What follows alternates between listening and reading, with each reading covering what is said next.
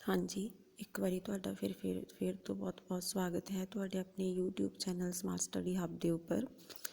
अज आपां BA BEd first year ਜਾਂ BA first year का एक छोटा जिहा टॉपिक है सॉवरैनिटी लैके तुहाडे सामने हाज़र होए हाँ। मेरी तुहानूं सब नूं एक गुजारिश है कि अगर तुसीं हजे तक चैनल नूं सबसक्राइब नहीं किया है तो प्लीज़ सबसक्राइब कर लवो ताकि आने वाली हर वीडियो तुहाडे तक पहुँच सके। आप शुरू कर रहे हैं सॉवरैनिटी प्रभु सत्ता, पंजाबी दे विच इसनूं प्रभु सत्ता है जिहड़ा वो कहा जाता है। तो प्रभु सत्ता का आप इस वीडियो के विच मीनिंग देखा, डैफिनेशन देखा, एट्रीब्यूट्स मतलब तत्त किहड़े किहड़े ने ते टाइप्स किस्मां किहड़ियां किहड़ियां ने। ये चार मेन चीज़ां ने जिहड़ियां आपां इहदे विच डिस्कस करांगे। सब तो पहलां आपां गल करदे हैगे आ सॉवरैनिटी हुंदी की है। सॉवरैनिटी है जिहड़ा स्टेट के 4 एलीमेंट्स के विचों एक इंपॉर्टेंट एलीमेंट्स हैगा। अगर कोई स्टेट है जो आज़ाद हो जाता है, उन्होंने फ्रीडम मिल जाती हैगी है तो सॉवरैनिटी एक इंपॉर्टेंट एलीमेंट बन जाता है उसका। जिवें आपां सारे जानते हैं कि स्टेट के 4 एलीमेंट होंदे ने। First is population, second is fixed territory, third is government and fourth is sovereignty. जे आप जनरल मीनिंग देखिए सॉवरैनिटी का, प्रभु सत्ता का, तो जनरल मीनिंग हैगा sovereignty is the supreme power within your state to take decisions. कि सॉवरैनिटी आप उन्होंने कहनी हैगी हाँ जिहदे विच मतलब तुहाडे राज कोल वो शक्ति हैगी है जिहदे नाल उसने निर्णय लैणे ने। वो किसी भी टाइप के निर्णय हो सकते हैं। वो दूसरे देशों के नाल कोई ट्रिटी हो सकती है, संधि हो सकती है, दूजे देशों के नाल कोई एग्रीमेंट हो सकता है। मतलब आप जो किसी दूसरे देश के नाल समझौता करना हैगा तो किसी होर बाहरी देश का दबाव अपने उपर ना होवे।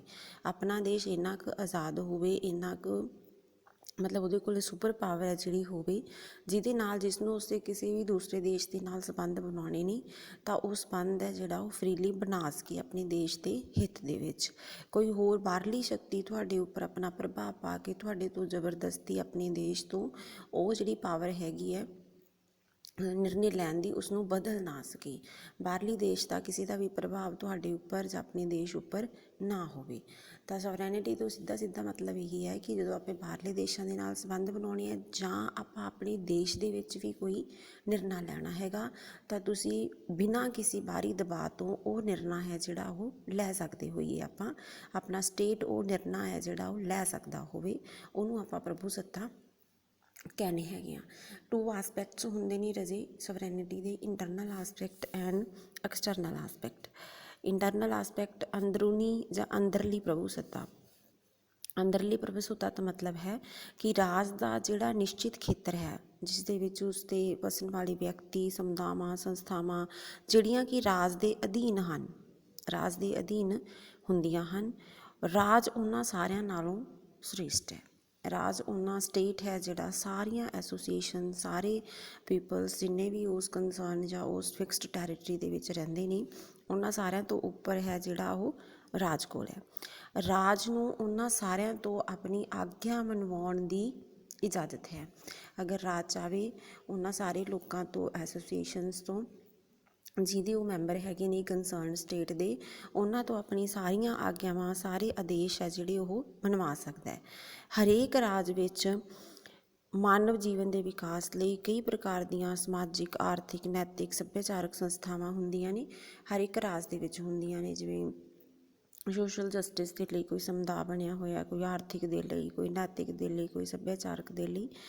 ਤਾਂ ਸਾਰੇ ਹੀ ਜਿਹੜੀਆਂ ਇਹ ਸਮਤਾਵਾਂ ਬਣੀਆਂ ਨੇ ਇਹ ਰਾਜ ਦੁਆਰਾ ਬਣਾਏ ਕਾਨੂੰਨਾਂ ਦੇ ਅਧੀਨ ਹੀ ਆਪਣੇ ਆਪਣੇ ਕੰਮ ਹੈ ਜਿਹੜੇ ਉਹ ਕਰਦੀਆਂ ਨੇ।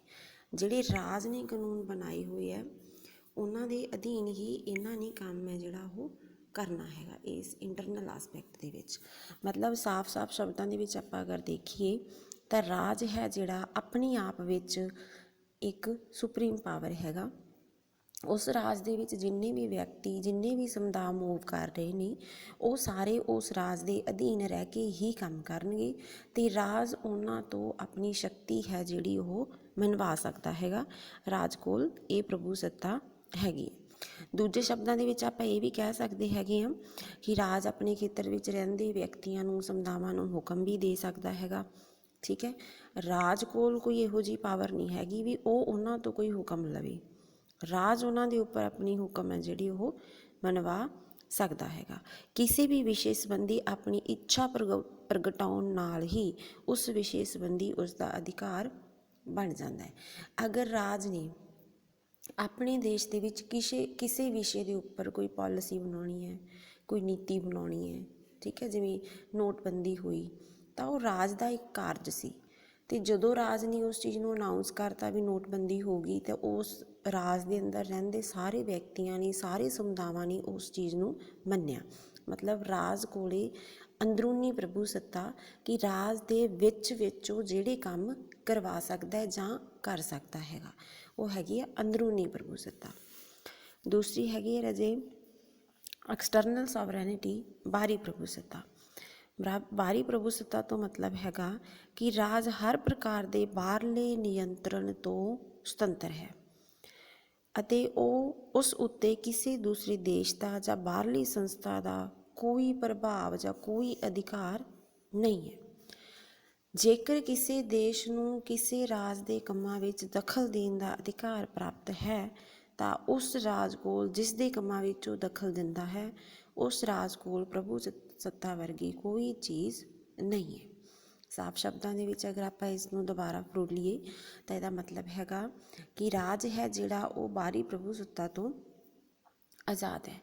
ਅਗਰ ਕੋਈ ਬਾਹਰੀ ਦੇਸ਼ ਦਬਾਅ ਪਾ ਕੇ ਤੁਹਾਡੇ ਤੋਂ ਕੋਈ ਪਾਵਰ, ਆਪਣੇ ਰਾਜ ਤੋਂ ਕੋਈ ਇਹੋ ਜਿਹੀ ਕੰਮ ਕਰਵਾ ਲੈਂਦਾ ਹੈ ਜਿਹੜਾ ਆਪਣੇ ਹਿੱਤ ਵਿੱਚ ਹੋਵੇ ਚਾਹੇ ਨਾ ਹੋਵੇ, ਉੱਥੇ ਆਪਾਂ ਇਹ ਕਹਿ ਸਕਦੇ ਹਾਂ ਵੀ ਉਸ ਰਾਜ ਕੋਲ, ਉਸ ਕੰਸਰਨ ਰਾਜ ਸਟੇਟ ਕੋਲ ਪ੍ਰਭੂ ਸੱਤਾ ਨਹੀਂ ਹੈ। ਜਿਵੇਂ ਆਪਾਂ ਪ੍ਰੈਜ਼ੈਂਟ ਉਦਾਹਰਨ ਲਈਏ ਅਮਰੀਕਾ ਅਤੇ ਪਾਕਿਸਤਾਨ ਦਾ। ਅਮਰੀਕਾ ਜ਼ਿਆਦਾਤਰ ਪਾਕਿਸਤਾਨ ਦੇ ਮਸਲਿਆਂ ਦੇ ਵਿੱਚ ਦਬਾਅ ਪਾ ਕੇ ਪਾਕਿਸਤਾਨ ਤੋਂ ਆਪਣੀ ਗੱਲ ਮਨਵਾ ਲੈਂਦਾ, ਕਿਉਂਕਿ ਅਮਰੀਕਾ ਵੱਲੋਂ ਪਾਕਿਸਤਾਨ ਨੂੰ ਬਹੁਤ ਸਾਰਾ ਫਾਈਨੈਂਸ਼ੀਅਲ ਏਡ ਹੈ ਜਿਹੜਾ ਉਹ ਦਿੱਤਾ ਜਾਂਦਾ ਹੈਗਾ। ਇਸ ਕਰਕੇ ਆਪਾਂ ਇਹ ਨਹੀਂ ਕਹਿ ਸਕਦੇ ਕਿ ਪਾਕਿਸਤਾਨ ਪੂਰਨ ਤੌਰ 'ਤੇ ਪ੍ਰਭੂ ਸੱਤਾਧਾਰੀ ਦੇਸ਼ ਹੈਗਾ। ਇਸ ਤੋਂ ਬਾਅਦ ਆਪਾਂ ਇਹ ਵੀ ਕਹਿ ਸਕਦੇ ਹਾਂ ਕਿ ਰਾਜ ਆਪਣੀ ਇੱਛਾ ਅਨੁਸਾਰ ਅੰਤਰਰਾਸ਼ਟਰੀ ਕਾਨੂੰਨ ਜਾਂ ਅੰਤਰਰਾਸ਼ਟਰੀ ਸੰਸਥਾ ਦੇ ਨਿਯਮਾਂ ਨੂੰ ਪ੍ਰਵਾਨ ਕਰਨ ਲਈ ਕਿਸੇ ਰਾਜ ਦੀ ਪ੍ਰਭੂ ਸੱਤਾ ਸਮਾਪਤ ਨਹੀਂ ਹੁੰਦੀ।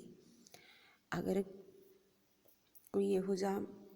ਕੋਈ ਨਵਾਂ ਲਾਅ ਬਣ ਗਿਆ ਅੰਤਰਰਾਸ਼ਟਰੀ ਪੱਧਰ ਦੇ ਉੱਪਰ ਅਤੇ ਉਹਨਾਂ ਨੇ ਕਿਹਾ ਵੀ ਇਹ ਲਾਅ ਹੈ ਜਿਹੜਾ ਸਾਰੇ ਰਾਜਾਂ ਦੇ ਵਿੱਚ ਲਾਗੂ ਹੋਊਗਾ, ਸਾਰੇ ਸਟੇਟ ਇਸ ਨੂੰ ਮੰਨਣਗੇ, ਤਾਂ ਉਸ ਲਾਅ ਮੰਨਣ ਦੇ ਨਾਲ ਆਪਣੀ ਪ੍ਰਭੂ ਸੱਤਾ ਖਤਮ ਨਹੀਂ ਹੋ ਜਾਂਦੀ। ਉਹ ਇੱਕ ਅੰਤਰਰਾਸ਼ਟਰੀ ਆਰਗੇਨਾਈਜੇਸ਼ਨ ਹੈ ਅਤੇ ਉਸਨੇ ਰਾਜ ਨੂੰ ਬਿਹਤਰ ਢੰਗ ਦੇ ਨਾਲ ਚਲਾਉਣ ਦੇ ਲਈ ਇਹੋ ਜਿਹਾ ਕੋਈ ਰੂਲ ਹੈ ਜਿਹੜਾ ਉਹ ਬਣਾਇਆ ਹੈਗਾ। ਉਸ ਦੇ ਨਾਲ ਆਪਣੀ ਪ੍ਰਭੂ ਸੱਤਾ ਹੈ ਜਿਹੜੀ ਉਹ ਖਤਮ ਨਹੀਂ ਹੁੰਦੀ। ਠੀਕ ਹੈ, ਇਸ ਤਰੀਕੇ ਦੇ ਨਾਲ ਰਾਜ ਜਦੋਂ ਆਪਣੀ ਇੱਛਾ ਅਨੁਸਾਰ ਆਪਣੇ ਨਿੱਜੀ ਮਸਲਿਆਂ ਨੂੰ ਲੈ ਕੇ ਵੀ ਅਤੇ ਬਾਹਰੀ ਕਿਸੇ ਦੇਸ਼ ਦੇ ਨਾਲ ਸੰਪਰਕ ਬਣਾਉਣਾ, ਕੋਈ ਟਰੀਟੀ, ਕੋਈ ਸੰਧੀ ਕਰਨੀ ਹੈ, ਉਸ ਦੇ ਵਿੱਚ ਜਾ ਕੇ ਵੀ ਉਹ ਆਪਣੀ ਇੱਛਾ ਅਨੁਸਾਰ ਸੰਧੀ ਹੈ ਜਿਹੜੀ ਉਹ ਕਰ ਸਕਦਾ ਹੈਗਾ। ਆਧੁਨਿਕ ਰਾਜ ਪ੍ਰਭੂ ਸੱਤਾ ਸੰਪੰਨ ਰਾਜ ਹੈ। ਕੋਈ ਵੀ ਰਾਜ ਅੱਜ ਦੇ ਸਮੇਂ ਦੇ ਵਿੱਚ ਹਰ ਰਾਜ ਪ੍ਰਭੂ ਸੱਤਾਧਾਰੀ ਹੈ। ਇਸ ਲਈ ਦੂਸਰੇ ਰਾਸ਼ਟਰਾਂ ਦੇ ਸਾਹਮਣੇ ਉਹ ਸੁਤੰਤਰ ਹੈ। ਉਹ ਉਹਨਾਂ ਪ੍ਰਤੀ ਆਪਣੀ ਇੱਛਾ ਨੂੰ ਬਿਨਾਂ ਕਿਸੇ ਬਾਹਰਲੇ ਪ੍ਰਭਾਵ ਦੇ ਪ੍ਰਭਾਵਸ਼ਾਲੀ ਢੰਗ ਦੇ ਨਾਲ ਪ੍ਰਗਟਾ ਸਕਦਾ ਹੈ। ਕਿ ਅੱਜ ਦਾ ਜੋ ਰਾਜ ਹੈ ਉਹਦੇ ਕੋਲ ਪ੍ਰਭੂ ਸੱਤਾ ਹੈਗੀ ਹੈ, ਉਹ ਆਪਣੀ ਇੱਛਾ ਦੇ ਅਨੁਸਾਰ ਦੂਜੇ ਰਾਜਾਂ ਦੇ ਪ੍ਰਤੀ ਆਪਣੇ ਵਿਊਜ਼ ਹੈ ਜਿਹੜੇ ਉਹ ਦੇ ਸਕਦਾ ਹੈਗਾ।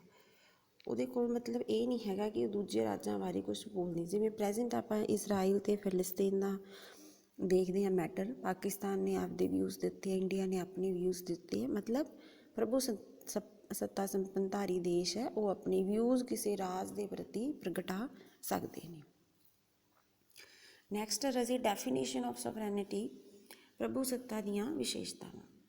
ਅਕੋਰਡਿੰਗ ਟੂ ਬੋਡਨ ਇੱਕ ਪੋਲੀਟੀਕਲ ਥਿੰਕਰ ਹੋਏ ਨੇ, ਉਹਨਾਂ ਦੇ ਅਨੁਸਾਰ sovereignty is the supreme power of the state over citizens and subjects unstrained by law. ਦੁਬਾਰਾ ਫਿਰ, sovereignty is the supreme power of the state over citizens and subjects unstrained by law। ਕਿ ਜਿਹੜੀ sovereignty ਹੈ ਉਹ supreme power ਹੈ ਹਰ ਇੱਕ ਰਾਜ ਦੀ ਆਪਦੇ citizens ਦੇ ਉੱਪਰ, ਜਿਹੜੇ ਉੱਥੋਂ ਦੇ ਰਹਿੰਦੇ ਨਾਗਰਿਕ ਹੈ ਜਾਂ ਜਿਹੜੇ ਵੀ ਉੱਥੋਂ ਦੇ ਸਬਜੈਕਟਸ ਨੇ, ਵਿਸ਼ੇ ਨੇ, ਜਿਨ੍ਹਾਂ ਦੇ ਉੱਪਰ ਉਹ ਲਾਅ ਬਣਾ ਸਕਦੇ ਹੈ, ਪਾਲਿਸੀਜ਼ ਲਿਆ ਸਕਦੇ ਹੈਗੇ ਹੈ। ਇਸ ਨੂੰ ਕਾਨੂੰਨ ਦੁਆਰਾ ਸੀਮਿਤ ਨਹੀਂ ਕੀਤਾ ਜਾ ਸਕਦਾ। ਮਤਲਬ ਕਾਨੂੰਨ ਵੀ ਇਸ ਨੂੰ ਅਨਸਟ੍ਰੇਨਡ ਨਹੀਂ ਕਰ ਸਕਦਾ, ਕਾਨੂੰਨ ਵੀ ਇਸ ਦੇ ਉੱਪਰ ਪਾਬੰਦੀ ਹੈ ਜਿਹੜੀ ਉਹ ਨਹੀਂ ਲਾ ਸਕਦਾ। ਪੰਜਾਬੀ ਦੇ ਵਿੱਚ ਆਪਾਂ ਅਗਰ ਐਗਜ਼ੈਕਟ ਦੇਖੀਏ, ਪ੍ਰਭੂ ਸੱਤਾ ਰਾਜ ਦੇ ਨਾਗਰਿਕਾਂ ਅਤੇ ਪਰਜਾ ਉੱਤੇ ਰਾਜ ਦੀ ਉਹ ਸਰਵਉੱਚ ਸ਼ਕਤੀ ਹੈ ਜੋ ਕਾਨੂੰਨ ਰਾਹੀਂ ਸੀਮਿਤ ਨਹੀਂ ਹੁੰਦੀ। ਸਾਰੇ ਰਾਜਾਂ ਦੇ ਨਾਗਰਿਕ ਹੈ, ਪਰਜਾ ਹੈ, ਵਿਸ਼ੇ ਨੇ, ਸਭ ਤੋਂ ਸਰਵਉੱਚ ਪਾਵਰ ਹੈ ਜਿਹੜੀ ਉਸ ਰਾਜ ਦੀ, ਉਹ ਪ੍ਰਭੂ ਸੱਤਾ ਹੈ। ਲਾਅ ਇਸ ਨੂੰ ਸੀਮਿਤ ਨਹੀਂ ਕਰ ਸਕਦਾ। ਸੈਕਿੰਡ ਡੈਫੀਨੇਸ਼ਨ ਹੈ ਰਾਜੇ, ਅਕੋਰਡਿੰਗ ਟੂ ਲੌਸਕੀ ਦੇ ਅਨੁਸਾਰ, the sovereignty is legally supreme over any individual or group and possesses supreme coercive power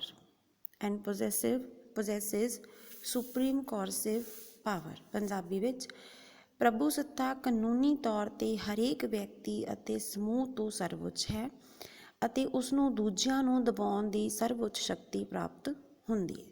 ਆਪਾਂ ਸਿੱਧੇ ਜਿਹੇ ਲਫ਼ਜ਼ਾਂ ਦੇ ਵਿੱਚ ਜਾਈਏ ਅਗਰ, ਕਿ ਜਿਹੜੀ ਪ੍ਰਭੂ ਸੱਤਾ ਹੈ ਕਾਨੂੰਨੀ ਤੌਰ 'ਤੇ ਹਰ ਵਿਅਕਤੀ ਅਤੇ ਹਰ ਸਮੂਹ ਤੋਂ ਉੱਪਰ ਹੈ, ਲੀਗਲੀ ਵੀ, ਠੀਕ ਹੈ, ਅਤੇ ਉਹ ਦੂਜਿਆਂ ਨੂੰ ਦਬਾਉਣ ਦੀ ਉਸ ਸ਼ਕਤੀ ਵੀ ਉਹਦੇ ਕੋਲ ਮਿਲੀ ਹੋਈ ਹੈ।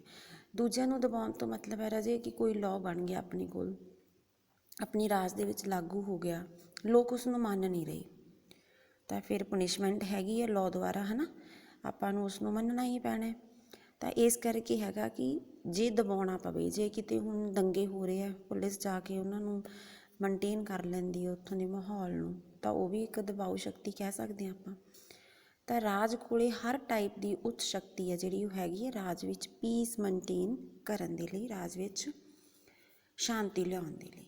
ਤਾਂ ਪ੍ਰਭੂ ਸੱਤਾ ਤੋਂ ਸਿੰਪਲ ਭਾਵ ਹੈਗਾ ਕਿ ਕਾਨੂੰਨੀ ਤੌਰ 'ਤੇ ਵੀ ਹਰ ਚੀਜ਼, ਹਰ ਪਾਵਰ ਤੋਂ ਉੱਪਰ ਹੈ ਅਤੇ ਇਹਦੇ ਕੋਲ ਹਰ ਟਾਈਪ ਨੂੰ ਦਬਾਉਣ ਦੀ ਸ਼ਕਤੀ ਹੈ ਜਿਹੜੀ ਉਹ ਮਿਲੀ ਹੋਈ ਹੈਗੀ ਹੈ। ਇਸ ਤੋਂ ਬਾਅਦ ਰਾਜੇ ਕਰੈਕਟਰਿਸਟਿਕਸ ਐਂਡ ਐਟਰੀਬਿਊਟ ਆਫ ਸੋਵਰੇਨਿਟੀ, ਪ੍ਰਭੂ ਸੱਤਾ ਦੀਆਂ ਵਿਸ਼ੇਸ਼ਤਾਵਾਂ ਅਤੇ ਜਾਂ ਤੱਤ, ਇਹ ਕਿਹੜੇ ਖਾਸ ਇਹਦੇ ਵਿੱਚ ਵਿਸ਼ੇਸ਼ਤਾਵਾਂ ਹੈਗੀਆਂ ਨੇ। ਸਭ ਤੋਂ ਪਹਿਲਾਂ ਹੈ ਓਰੀਜਨੈਲਿਟੀ, ਮੌਲਿਕਤਾ ਤੋਂ ਭਾਵ ਹੈਗਾ ਕਿ ਪ੍ਰਭੂ ਸੱਤਾ ਰਾਜ ਨੂੰ ਕਿਸੇ ਵਿਅਕਤੀ ਜਾਂ ਸੰਸਥਾ ਨੇ ਸੌਂਪੀ ਨਹੀਂ ਹੈ, ਮਤਲਬ ਕਿਸੇ ਵਿਅਕਤੀ ਨੇ ਜਾਂ ਸੰਸਥਾ ਨੇ ਨਹੀਂ ਦਿੱਤੀ, ਸਗੋਂ ਇਹ ਮੌਲਿਕ ਰੂਪ ਵਿੱਚ ਰਾਜ ਦੀ ਮਲਕੀਅਤ ਹੈ। ਮੌਲਿਕ ਰੂਪ ਮਤਲਬ ਮੂਲ ਤੋਂ ਹੀ ਇਹ ਰਾਜ ਨੂੰ ਐਜ਼ ਆ ਪ੍ਰੋਪਰਟੀ ਜਾਂ ਐਜ਼ ਆ ਮਲਕੀਅਤ ਹੈ ਜਿਹੜੀ ਉਹ ਮਿਲੀ ਹੈ। ਜੇਕਰ ਰਾਜ ਦੀ ਪ੍ਰਭੂ ਸੱਤਾ ਵਿਅਕਤੀਆਂ ਜਾਂ ਸੰਸਥਾਵਾਂ ਦੁਆਰਾ ਰਾਜ ਨੂੰ ਦਿੱਤੀ ਹੋਵੇ ਤਾਂ ਰਾਜ ਦੀ ਇਹ ਸਰਵਉੱਚ ਸ਼ਕਤੀ ਨਹੀਂ ਹੋ ਸਕਦੀ, ਅਤੇ ਇਸ ਸਥਿਤੀ ਵਿੱਚ ਪ੍ਰਭੂ ਸੱਤਾ ਅਰਥਹੀਣ ਹੋ ਜਾਵੇਗੀ। ਜੇ ਕੋਈ ਰਾਜ ਕਵੇ, ਰਾਜ ਦਾ ਕੋਈ ਸਮਝਾਵਾ ਕਵੇ ਵੀ ਮੈਂ ਤੈਨੂੰ ਆਹ ਸ਼ਕਤੀ ਦਿੱਤੀ ਹੈ ਰਾਜ ਨੂੰ, ਵੀ ਤੁਸੀਂ ਇਹਨੂੰ ਇੱਦਾਂ ਵਰਤਣਾ ਹੈ, ਤਾਂ ਉਹ ਪ੍ਰਭੂ ਸੱਤਾ ਨਹੀਂ ਹੈ। ਪ੍ਰਭੂ ਸੱਤਾ ਕੋਈ ਦੇ ਨਹੀਂ ਸਕਦਾ, ਇਹ ਮੂਲ ਰੂਪ ਤੋਂ ਹੀ ਰਾਜ ਦੇ ਨਾਲ ਜੁੜੀ ਹੋਈ ਹੈਗੀ ਆ। ਦੂਸਰਾ ਹੈਗਾ ਰਾਜੇ ਐਬਸਲਿਊਟਨੈਸ, ਨਿਰੰਕੁਸ਼ਤਾ। ਪ੍ਰਭੂ ਸੱਤਾ ਦੀ ਦੂਸਰੀ ਵਿਸ਼ੇਸ਼ਤਾ ਹੈ, ਦੂਸਰਾ ਤੱਤ ਉਸਦੀ ਨਿਰੰਕੁਸ਼ਤਾ ਹੈ। ਨਿਰੰਕੁਸ਼ਤਾ ਤੋਂ ਭਾਵ ਹੈ ਕਿ ਰਾਜ ਦੇ ਖੇਤਰ ਅੰਦਰ ਰਾਜ ਤੋਂ ਉੱਚੀ ਹੋਰ ਕੋਈ ਸ਼ਕਤੀ ਨਹੀਂ ਹੈ। ਬਾਹਰਲੇ ਕਿਸੇ ਦੂਸਰੇ ਰਾਜ ਦਾ ਉਸ ਉੱਤੇ ਕੋਈ ਨਿਯੰਤਰਣ ਨਹੀਂ ਹੈ। ਰਾਜ ਆਪਣੀ ਇੱਛਾ ਅਨੁਸਾਰ ਕਿਸੇ ਵੀ ਪ੍ਰਕਾਰ ਦੀ ਨੀਤੀ ਜਾਂ ਕਾਨੂੰਨ ਦਾ ਨਿਰਮਾਣ ਕਰ ਸਕਦਾ ਹੈ ਅਤੇ ਉਸ ਨੂੰ ਪੂਰਨ ਰੂਪ ਵਿੱਚ ਲਾਗੂ ਕਰ ਸਕਦਾ ਹੈ। ਜੇਕਰ ਰਾਜ ਦੀ ਪ੍ਰਭੂ ਸੱਤਾ ਨਿਰੰਕੁਸ਼ ਨਹੀਂ ਹੈ ਤਾਂ ਅਜਿਹੀ ਪ੍ਰਭੂ ਸੱਤਾ ਬਿਲਕੁਲ ਨਿਰਮੂਲ ਹੈ। ਕਿ ਜੇ ਰਾਜ ਕੋਲ ਸੁਪਰੀਮ ਪਾਵਰ ਹੈ, ਉਹ ਆਪਣੀ ਹਰ ਪੋਲਿਸੀ, ਹਰ ਨੀਤੀ ਬਣਾ ਸਕਦਾ ਹੈ ਅਤੇ ਬਣਾ ਕੇ ਆਪਣੇ ਤੋਂ ਮਨਵਾ ਵੀ ਸਕਦਾ ਹੈਗਾ। ਤਾਂ ਇਸ ਕਰਕੇ ਰਾਜ ਨੂੰ ਆਪਾਂ ਨਿਰੰਕੁਸ਼ ਪ੍ਰਭੂ ਸੱਤਾ ਵੀ ਦਿੰਦੇ ਹਾਂ। ਥਰਡ ਹੈ ਰਾਜੇ ਯੂਨੀਵਰਸੈਲਿਟੀ, ਸਰਵ ਵਿਆਪਕਤਾ। ਸਰਵ ਵਿਆਪਕ ਪ੍ਰਭੂ ਦਾ ਇੱਕ ਹੋਰ ਵਿਸ਼ੇਸ਼ ਤੱਤ ਜਾਂ ਵਿਸ਼ੇਸ਼ਤਾ ਹੈ। ਇਸ ਦਾ ਭਾਵ ਹੈ ਕਿ ਰਾਜ ਦੇ ਅੰਦਰ ਜਾਂ ਰਾਜ ਦੇ ਖੇਤਰ ਵਿੱਚ ਵਸਣ ਵਾਲੇ ਸਾਰੇ ਵਿਅਕਤੀਆਂ ਅਤੇ ਉਹਨਾਂ ਦੀਆਂ ਸਮੁਦਾਵਾਂ ਅਤੇ ਸੰਸਥਾ ਉੱਤੇ ਰਾਜ ਦੀ ਪ੍ਰਭੂ ਸੱਤਾ ਲਾਗੂ ਹੁੰਦੀ ਹੈ। ਰਾਜ ਦੇ ਖੇਤਰ ਦਾ ਅਜਿਹਾ ਕੋਈ ਭਾਗ ਨਹੀਂ ਹੈ ਜਿੱਥੇ ਰਾਜ ਦਾ ਹੁਕਮ ਨਾ ਚੱਲਦਾ ਹੋਵੇ। ਨਾ ਹੀ ਰਾਜ ਦੇ ਅੰਦਰ ਕੋਈ ਅਜਿਹਾ ਵਿਅਕਤੀ ਹੋ ਸਕਦਾ ਹੈ ਜੋ ਰਾਜ ਦੀ ਪ੍ਰਭੂ ਸੱਤਾ ਤੋਂ ਮੁਕਤ ਹੋਵੇ। ਸਿੰਪਲ ਜੀ ਗੱਲ ਹੈ ਰਾਜੇ ਕਿ ਰਾਜ ਦੀ ਸੰਸਥਾ ਦੇ ਵਿੱਚ ਸਾਰਿਆਂ ਦੇ ਉੱਪਰ ਪ੍ਰਭੂ ਸੱਤਾ ਲਾਗੂ ਹੋਊਗੀ। ਕਿਸੇ ਇੱਕ ਖਾਸ ਵਿਅਕਤੀ ਨੂੰ ਆਪਾਂ ਖਾਸ ਅਧਿਕਾਰ ਤੋਂ ਜਾਂ ਉਸ ਤੋਂ ਵਾਂਝੇ ਨਹੀਂ ਕਰ ਸਕਦੇ ਅਤੇ ਨਾ ਹੀ ਉਸ ਨੂੰ ਕੋਈ ਸਪੈਸੀਫਿਕਲੀ ਛੱਡ ਸਕਦੇ ਹੈਗੇ ਆ। ਐਕਸਕਲੂਸਿਵਨੈਸ, ਇਕਾਂਤਰਤਾ। ਇਕਾਂਤਰਤਾ ਤੋਂ ਭਾਵ ਹੈ ਕਿ ਰਾਜ ਵਿੱਚ ਇੱਕ ਹੀ ਪ੍ਰਭੂ ਸੱਤਾ ਹੋ ਸਕਦੀ ਹੈ ਜਿਸ ਦੀ ਪਾਲਣਾ ਰਾਜ ਦੇ ਖੇਤਰ ਵਿੱਚ ਵਸਣ ਵਾਲੇ ਸਾਰੇ ਲੋਕ ਕਰਦੇ ਆ। ਜਿਵੇਂ ਆਪਾਂ ਇੱਕ ਪ੍ਰਸਿੱਧ ਕਹਾਵਤ ਸੁਣੀ ਹੈ ਨਾ ਕਿ ਇੱਕ ਮਿਆਨ ਦੇ ਵਿੱਚ ਦੋ ਤਲਵਾਰਾਂ ਨਹੀਂ ਰਹਿ ਸਕਦੀਆਂ, ਉਸ ਕਰਕੇ ਰਾਜ ਦੇ ਵਿੱਚ ਦੋ ਪ੍ਰਭੂ ਸੱਤਾਸ਼ਾਲੀ ਰਾਜੇ ਨਹੀਂ ਹੋ ਸਕਦੇ। ਜਿਵੇਂ ਹੁਣ ਆਪਾਂ ਭਾਰਤ ਦਾ ਐਗਜ਼ਾਮਪਲ ਲਈਏ, ਇੱਕ ਆਪਣੇ ਕੋਲ PM ਹੁੰਦਾ ਹੈ ਨਾ, ਅਤੇ ਇੱਕ ਹੁੰਦਾ ਪ੍ਰੈਜ਼ੀਡੈਂਟ। ਤਾਂ ਆਪਾਂ ਦੋਨਾਂ ਨੂੰ ਇੱਕੋ ਜਿਹੀਆਂ ਪਾਵਰਸ ਨਹੀਂ ਦੇ ਸਕਦੇ ਸੀ। ਜੇ ਇੱਕੋ ਜਿਹੀਆਂ ਦਿੰਦੇ ਤਾਂ ਫਿਰ ਦੋਨਾਂ ਕੋਲ ਬਰਾਬਰ ਦੀ ਸ਼ਕਤੀ ਹੋ ਜਾਂਦੀ, ਦੋ ਪ੍ਰਭੂ ਸੱਤਾਧਾਰੀ, ਦੋ ਪ੍ਰਭੂ ਸੱਤਾ ਹੋਲਡਮੈਨ ਹੋ ਜਾਂਦੇ। ਤਾਂ ਇਸ ਕਰਕੇ ਆਪਾਂ PM ਨੂੰ ਜ਼ਿਆਦਾ ਸੁਪਰੀਮ ਰੱਖਿਆ ਕਿਉਂਕਿ ਉਹ ਲੋਕਾਂ ਦੁਆਰਾ ਡਾਇਰੈਕਟ ਚੁਣਿਆ ਜਾਂਦਾ ਹੈ। ਤਾਂ ਪ੍ਰੈਜ਼ੀਡੈਂਟ ਦੀਆਂ ਪਾਵਰਸ ਹੈ ਜਿਹੜੀਆਂ ਉਹ ਆਪਾਂ ਥੋੜ੍ਹੀਆਂ ਲਿਮਿਟ ਕੀਤੀਆਂ ਹੋਈਆਂ ਨੇ। ਇਸੇ ਤਰੀਕੇ ਦੇ ਨਾਲ ਮਤਲਬ ਇੱਕੋ ਹੀ ਪਰਸਨ ਹੈ ਜਿਹੜਾ ਉਹ ਹੋ ਸਕਦਾ ਹੈਗਾ, ਉਹਦੇ ਕੋਲ ਪਾਵਰ ਹੋ ਸਕਦੀ ਹੈ। ਨੈਕਸਟ ਹੈ ਰਾਜੇ ਪਰਮਾਨੈਂਸ, ਸਦੀਵਤਾ। ਸਦੀਵਤਾ ਦਾ ਮਤਲਬ ਹੈ ਕਿ ਜਦੋਂ ਤੱਕ ਰਾਜ ਹੋਂਦ ਵਿੱਚ ਰਹੇਗਾ ਉਦੋਂ ਤੱਕ ਪ੍ਰਭੂ ਸੱਤਾ ਵੀ ਹੋਂਦ ਵਿੱਚ ਰਹੇਗੀ। ਸ਼ਾਸਕ ਦੇ ਮਰ ਜਾਣ ਦੇ ਨਾਲ ਜਾਂ ਸਰਕਾਰ ਦੇ ਬਦਲ ਜਾਣ ਦੇ ਨਾਲ ਪ੍ਰਭੂ ਸੱਤਾ ਖਤਮ ਨਹੀਂ ਹੁੰਦੀ। ਪ੍ਰਭੂ ਸੱਤਾ ਇੱਕ ਹੱਥ ਤੋਂ ਦੂਜੇ ਹੱਥਾਂ ਦੇ ਵਿੱਚ ਚਲੀ ਜਾਂਦੀ ਹੈਗੀ ਹੈ। ਨੈਕਸਟ ਹੈ ਰਾਜੇ ਇਨਐਲੀਨੇਬਿਲਿਟੀ, ਅਵਿਛੇਦਤਾ। ਅਵਿਛੇਦਤਾ ਤੋਂ ਮਤਲਬ ਹੈ ਰਾਜ ਆਪਣੀ ਪ੍ਰਭੂ ਸੱਤਾ ਤੋਂ ਆਪਣੇ ਤੋਂ ਵੱਖ ਨਹੀਂ ਕਰ ਸਕਦਾ, ਉਸਨੂੰ ਤਿਆਗ ਨਹੀਂ ਸਕਦਾ ਕਿ ਮੈਂ ਇਸ ਨੂੰ ਛੱਡ ਦਿਆਂ। ਅਗਰ ਉਹ ਛੱਡੂਗਾ ਤਾਂ ਰਾਜ ਦਾ ਅੰਤ ਹੈ ਜਿਹੜਾ ਉਹ ਹੋ ਜਾਵੇਗਾ। ਰਾਜ ਵਿੱਚ ਨਿਰਣੇ ਲੈਣ ਦੀ ਸ਼ਕਤੀ ਕਿਸੇ ਹੋਰ ਬੰਦੇ ਕੋਲ ਚਲੀ ਜਾਏਗੀ। ਜਿਵੇਂ ਆਪਾਂ ਆਪਣੀ ਆਤਮਾ ਨੂੰ ਨਹੀਂ ਛੱਡ ਸਕਦੇ, ਮਰ ਜਾਵਾਂਗੇ, ਉਸੇ ਤਰੀਕੇ ਦੇ ਨਾਲ ਅਗਰ ਪ੍ਰਭੂ ਸੱਤਾ ਰਾਜ ਛੱਡ ਦਿੰਦਾ ਹੈ ਤਾਂ ਰਾਜ ਹੈ ਜਿਹੜਾ ਉਹ ਡੈਡ ਹੋ ਜਾਏਗਾ। ਨੈਕਸਟ ਹੈ ਰਾਜੇ ਇੰਪ੍ਰੈਸਕ੍ਰਿਪਟੇਬਿਲਿਟੀ, ਅਵਿਨਾਸ਼ਤਾ।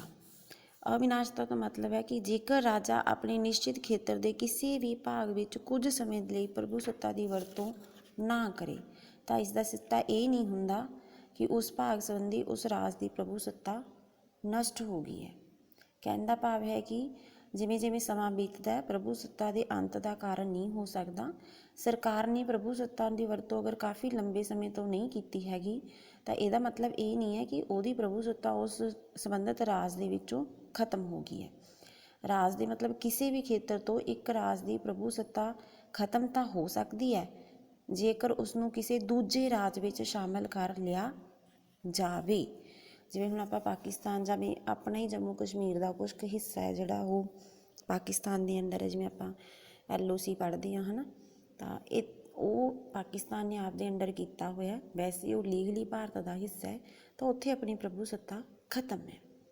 ਇਹਦੇ ਕਹਿਣ ਦਾ ਭਾਵ ਹੈ ਕਿ ਅਗਰ ਤਾਂ ਕਿਸੇ ਹੋਰ ਰਾਜ ਦੇ ਅੰਦਰ ਹੀ ਹੋ ਗਿਆ ਉਹ ਨਿਸ਼ਚਿਤ ਭੂ ਭਾਗ, ਫਿਰ ਤਾਂ ਪ੍ਰਭੂ ਸੱਤਾ ਖਤਮ ਹੋ ਸਕਦੀ ਹੈ, ਅਦਰਵਾਈਜ਼ ਉਹ ਪ੍ਰਭੂ ਸੱਤਾ ਦੀ ਵਿਨਾਸ਼ਤਾ ਹੈ ਜਿਹੜੀ ਉਹ ਨਹੀਂ ਹੋ ਸਕਦੀ। ਨੈਕਸਟ ਹੈ ਰਾਜੇ ਇੰਡੀਵਿਜੂਅਲਿਟੀ, ਅਖੰਡਤਾ। ਇਸ ਦਾ ਅਰਥ ਇਹ ਹੈ ਕਿ ਪ੍ਰਭੂ ਸੱਤਾ ਨੂੰ ਵੰਡਿਆ ਨਹੀਂ ਜਾ ਸਕਦਾ। ਪ੍ਰਭੂ ਸੱਤਾ ਨਾਸ਼ ਨਹੀਂ ਹੋ ਸਕਦੀ, ਖਤਮ ਨਹੀਂ ਹੋ ਸਕਦੀ, ਨਸ਼ਟ ਨਹੀਂ ਕੀਤੀ ਜਾ ਸਕਦੀ।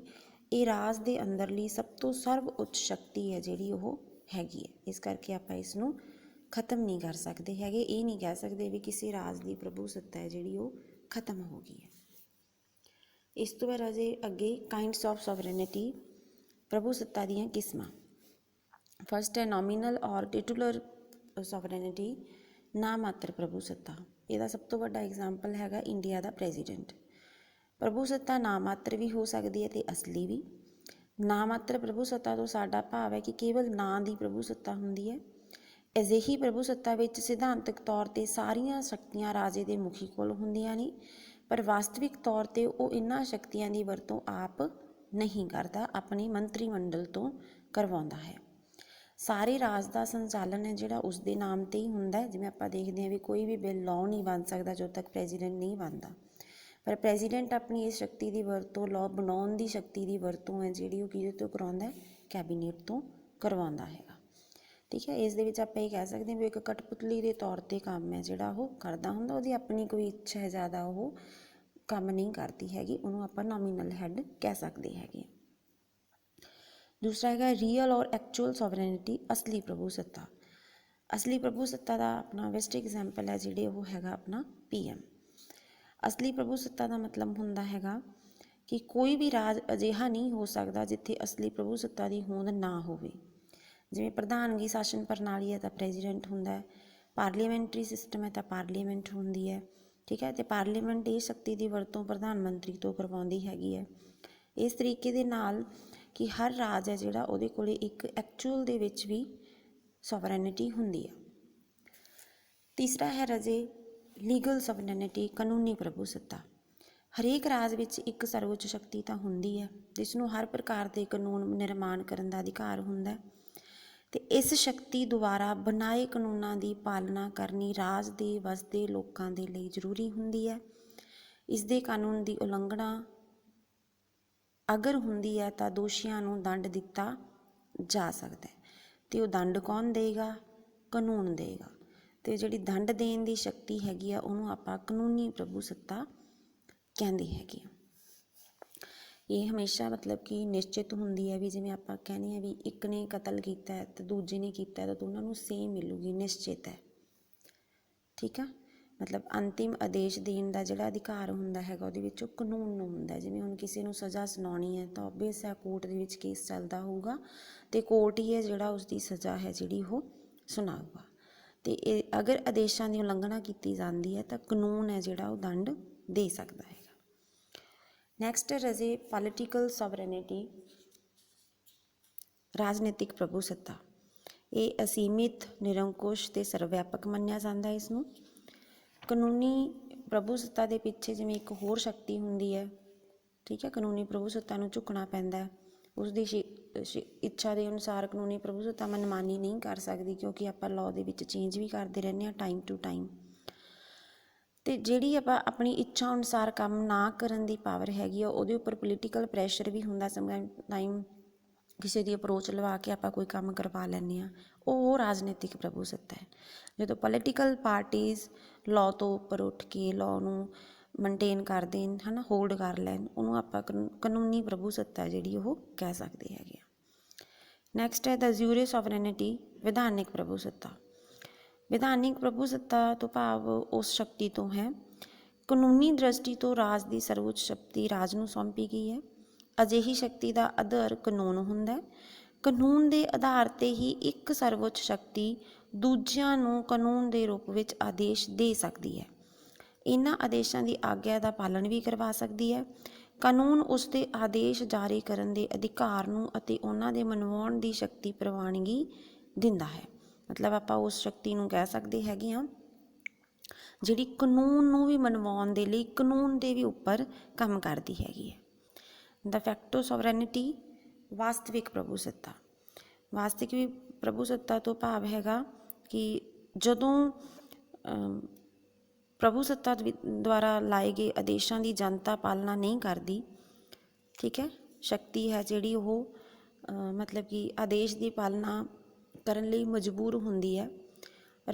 ਦੇਸ਼ ਦੇ ਵਿੱਚ ਕ੍ਰਾਂਤੀ ਵਾਪਰ ਜੇ, ਕੋਈ ਵਿਦੇਸ਼ੀ ਹਮਲਾ ਹੋ ਜੇ, ਠੀਕ ਹੈ, ਤਾਂ ਜਦੋਂ ਆਪਾਂ ਲੋਕਾਂ ਦੀ ਜਿਹੜੀ ਸ਼ਕਤੀ ਹੈ ਉਸਨੂੰ ਆਪਣੇ ਆਪ ਆਪਣੇ ਹੱਥਾਂ ਦੇ ਵਿੱਚ ਲੈ ਲੈਂਦੇ ਹੈਗੇ ਹਾਂ ਅਤੇ ਲੋਕਾਂ ਦੇ ਉੱਪਰ ਜਿਵੇਂ ਆਪਾਂ ਧਾਰਾ 144 ਲੱਗ ਗਈ, ਹੈ ਨਾ, ਕਰਫਿਊ ਲੱਗ ਗਿਆ, ਉਸ ਸਮੇਂ ਜਿਹੜੀ ਸ਼ਕਤੀ ਦੀ ਵਰਤੋਂ ਕੀਤੀ ਜਾਂਦੀ ਹੈ ਉਹ ਵੀ ਵਾਸਤਵਿਕ ਪ੍ਰਭੂ ਸੱਤਾ ਹੀ ਹੁੰਦੀ ਹੈ ਕਿਉਂਕਿ ਇੱਕ ਵਿਸ਼ੇਸ਼ ਸਮੇਂ ਦੇ ਉੱਪਰ ਆਪਾਂ ਨੂੰ ਕੁਛ ਸਮੇਂ ਦੇ ਲਈ ਹੋਰ ਤਰੀਕੇ ਦੇ ਨਾਲ ਪ੍ਰਭੂ ਸੱਤਾ ਹੈ ਜਿਹੜੀ ਉਹ ਵਰਤਣੀ ਹੁੰਦੀ ਹੈ।